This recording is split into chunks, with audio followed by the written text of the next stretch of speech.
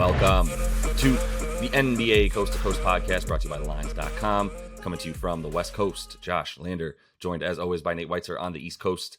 And it's Thursday, and we're back in the NBA after an all-star break that I don't think we really cared much for that weekend. Had some success in that three-point contest and a couple other things as well. But we are excited to get back into action tonight with an 8-game slate on Thursday for you guys. In this one, we're taking a look at a pretty solid matchup here with the Memphis Grizzlies in Philadelphia, taking on the 76ers. We've also got another couple of videos up for you, including our player props that we went really hot for you guys the weeks leading up to that all-star break. So look to like and subscribe to that page so you can follow along with us. Also want you to head to thelines.com. That's where you can check out all the great written content we have for you guys all season long and use that odds finder tool that we have up there. Make sure you're getting the best juice back on all those bets you're making in the NBA this season. Nate, let's get into this 8-game slate, then talk about our game here, the Grizz and the Sixers.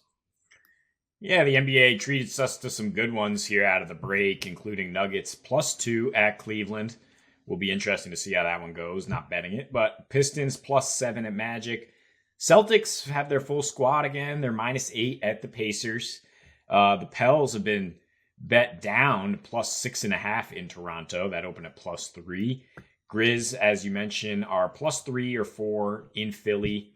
We'll talk about that one in a minute. Spurs +14 at Dallas. The Thunder and a pick'em at the Jazz. Blazers +6 at the Kings with a 240 total there. And also 240 total for the other game we break down. Warriors are +6.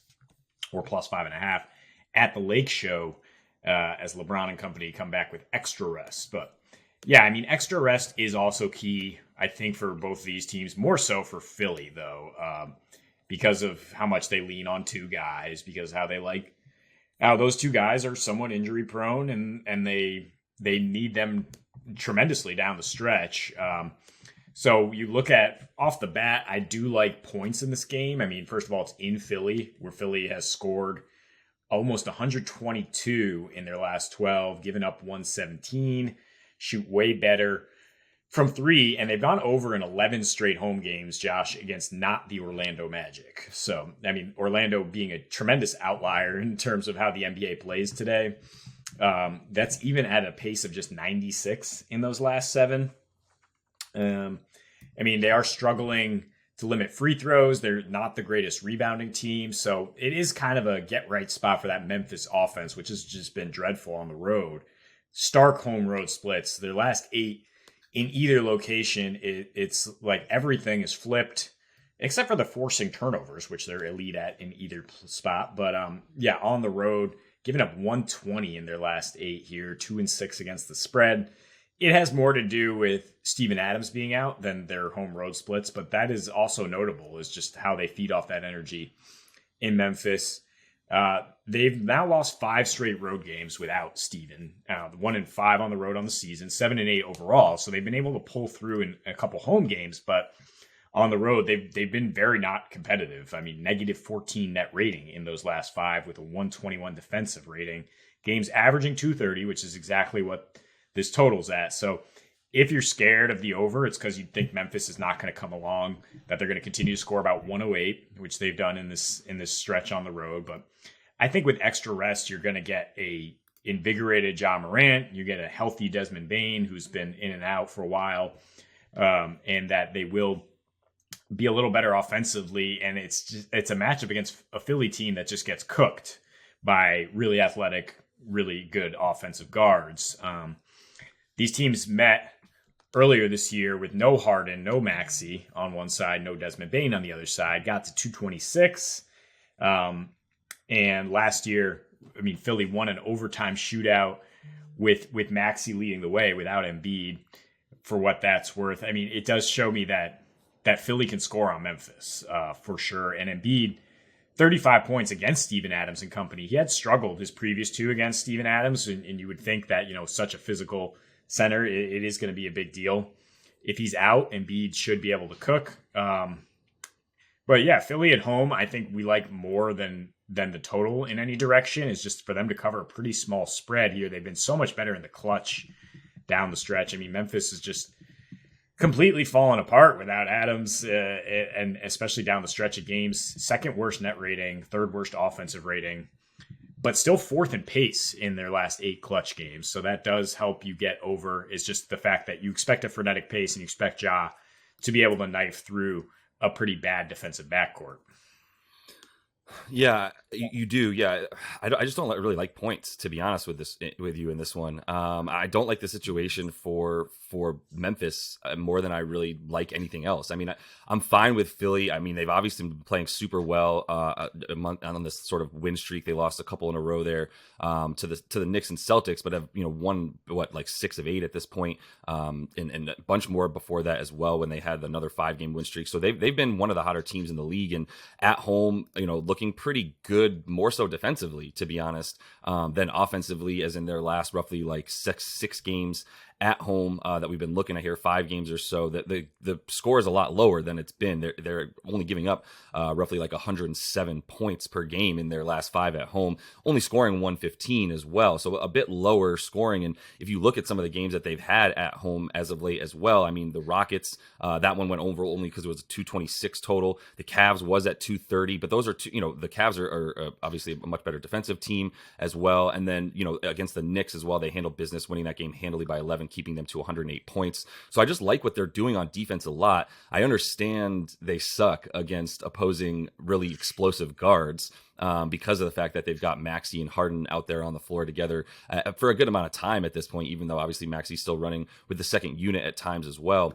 And if you look at Memphis on the road right now, 1-7 on the road as away dogs against the spread this season, just not a good spot for them when they're just sort of, in a foreign place, and they're a team that they've shown that they'll kind of fold, right? Like if they go down early, they'll fold pretty easily. I don't believe they've had a more than a 10-point comeback at this point this season where they were down at any point in the game by 10 points, something I wanted to know about as well.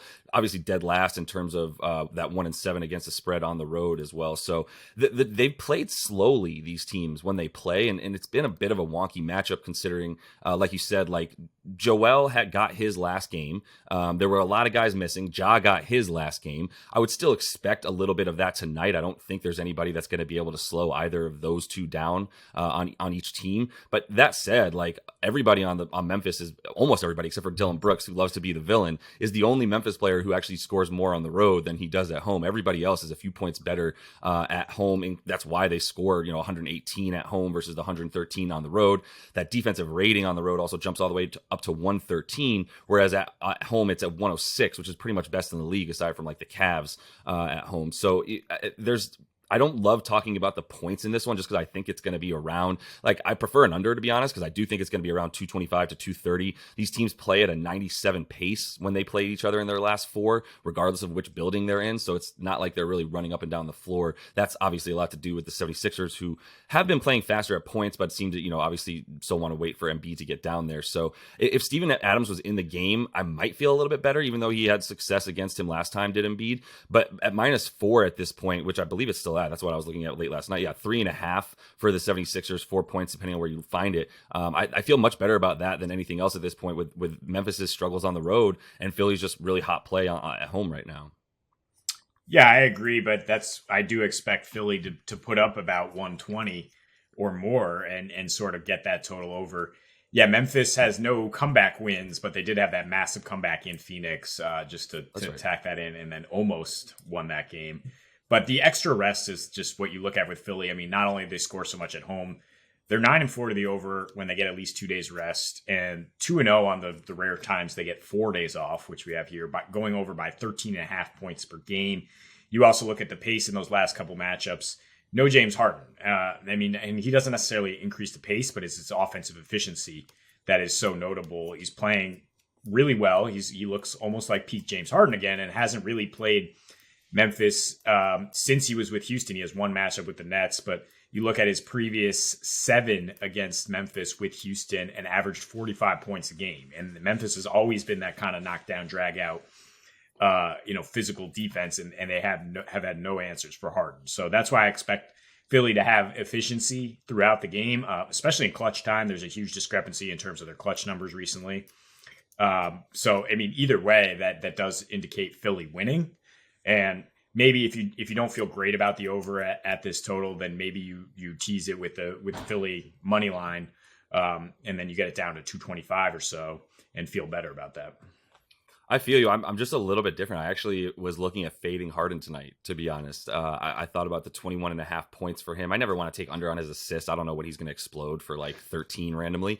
But I don't love 21.5 points for him tonight. Memphis is solid, fourth least points given up against opposing point guards this season. Weirdly, if you want to consider somebody a shooting guard, they give up a bunch more points, as it seems like if you're coming off screens around them, you're a little bit more, able to get open. But if you're getting locked up by Dylan Brooks at this point, by locked up, I mean fouled a ton and just bothered the whole game. And then you have to end up running into Triple J, who's got the best opponent field goal percentage around the rim in the league and one of the best in the history of the league right now as well. So I think there's some good reason to feel like they might be able to stifle this team a little bit more. It's just, is the defense going to show up at the 106 rating it's got at home, or the 113.5 it's got on the road? It sounds like you feel a little bit better about there being some points in this one. I just like Philly. So that's all the time we have for you, though.